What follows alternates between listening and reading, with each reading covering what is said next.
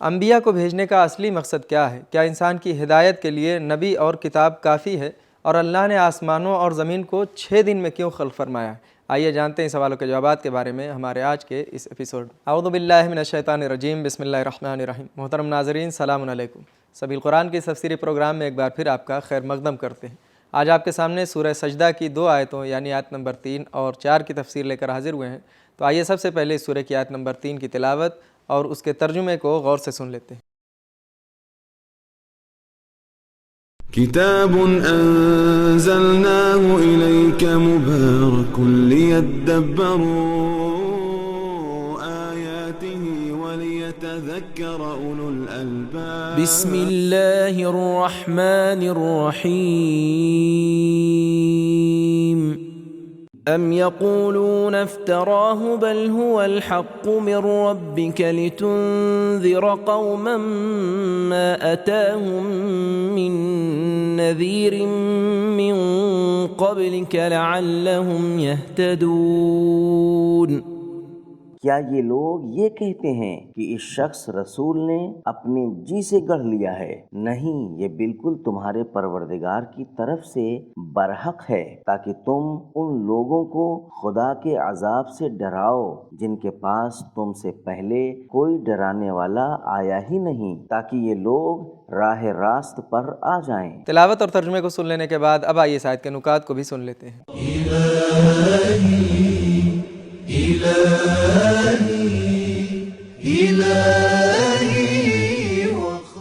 نکات: نذیر انذار سے بنا ہے جس کا معنی ہے علم کے ساتھ ڈرانا، جسے انتباہ بھی کہا جاتا ہے۔ سوال: جب قرآن مجید فرماتا ہے وَإِن مِّنْ أُمَّةٍ إِلَّا خَلَا فِيهَا نَذِيرٌ، سورہ فاطر آیت نمبر 24، کوئی قوم بنا پیغمبر کے نہ تھی، تو اس آیت میں کیوں ارشاد ہوا تم سے پہلے مکے والوں کے لیے کوئی پیغمبر نہ آیا تھا؟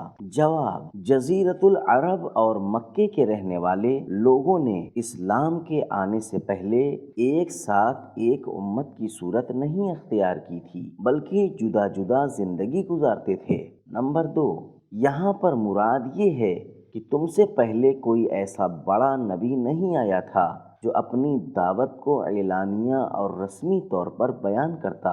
یہ مراد نہیں ہے کہ کوئی انتباہ اور خبردار کرنے والا ہی نہیں آیا تھا۔ نکات کو سن لینے کے بعد اب آئیے آیت نمبر 3 کے پیغامات کو بھی غور سے سن لیتے ہیں۔ كتاب أنزلناه إليك مبارك ليدبروا پیغام آياته۔ نمبر 1، دینی شبہات اور باطل باتوں کو رد کرنے کے لیے نقل کرنے میں کوئی مشکل نہیں ہے۔ نمبر 2، قرآن مجید کو جھٹلانا کفار کا ہمیشہ کا طریقہ ہے۔ ہم یقولون، لیکن تم سچ بولو اور ان کی ہدایت سے مایوس بھی نہ ہو۔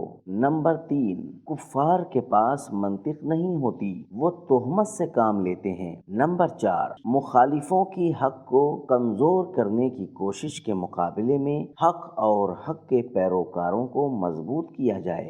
نمبر 5، حق کا سرچشمہ اللہ کی ذات ہے۔ نمبر 6، رسول اللہ صلی اللہ علیہ وآلہ وسلم پر اللہ کی خاص عنایت ہوتی ہے۔ نمبر 7، انبیاء کے بھیجنے کا ایک اصلی مقصد لوگوں کو ڈرانا ہے۔ نمبر 8، مخاطبین کے ماضی کو جاننا تبلیغ کرنے والے کے لیے ضروری ہے۔ نمبر 9، ڈرانا ہدایت کے لیے ہے۔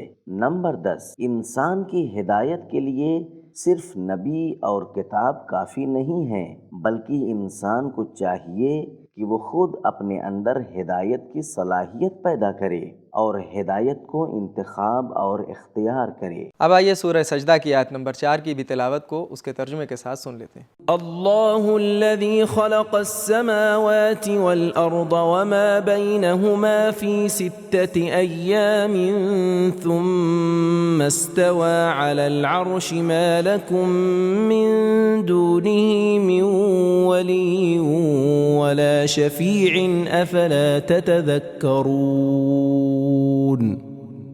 خدا ہی تو ہے جس نے سارے آسمان اور زمین اور جتنی چیزیں ان دونوں کے درمیان ہیں 6 دن میں پیدا کی، پھر عرش کے بنانے پر آمادہ ہوا، اس کے سوا نہ کوئی تمہارا سرپرست ہے نہ کوئی سفارشی، تو کیا تم اس سے بھی نصیحت و عبرت حاصل نہیں کرتے؟ تلاوت اور ترجمے کو سن لینے کے بعد اب آئی اس آیت کے نکات کو بھی سن لیتے ہیں۔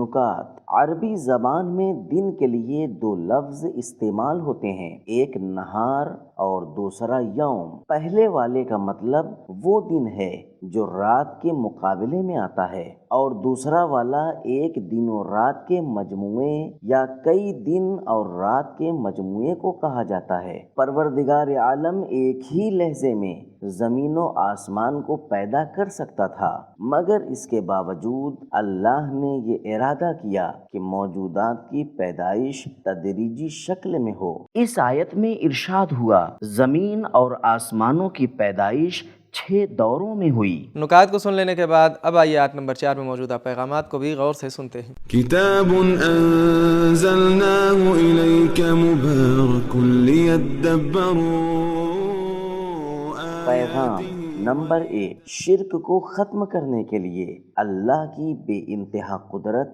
اور زمین و آسمان کی پیدائش کی بات کی جائے۔ نمبر 2، دنیا کی خلقت اور اس کے انتظامات ایک دوسرے سے جدا نہیں ہیں۔ نمبر 3، عرش کائنات کی تدبیر اور انتظامات کا مرکز ہے۔ نمبر 4، ڈرانے کا ایک ذریعہ یہ ہے کہ مادی اور غیر الہی بھروسوں اور دل لگی کو بے اثر دکھایا جائے۔ نمبر 5، ڈرانے کا ایک راستہ نعمتوں کی یاد دہانی کرانا ہے۔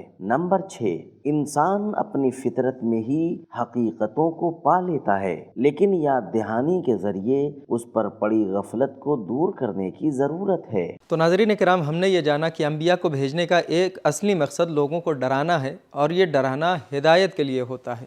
انسان کی ہدایت کے لیے صرف انبیاء اور کتاب کافی نہیں ہیں، بلکہ انسان کو اپنے اندر ہدایت کو اختیار کرنے کی صلاحیت پیدا کرنا چاہیے، اور ہدایت کو اختیار اور انتخاب کرنا چاہیے۔ اور پروردگار عالم ایک ہی لحظے میں زمین و آسمان کو پیدا کر سکتا تھا، مگر اس کے باوجود اللہ نے یہ ارادہ فرمایا کہ اس دنیا کو اور زمین و آسمان کو آہستہ آہستہ اور رفتہ رفتہ پیدا کیا جائے، جیسا کہ اس آیت میں ارشاد ہوا کہ اللہ نے زمین اور آسمان کو 6 دن میں پیدا کیا۔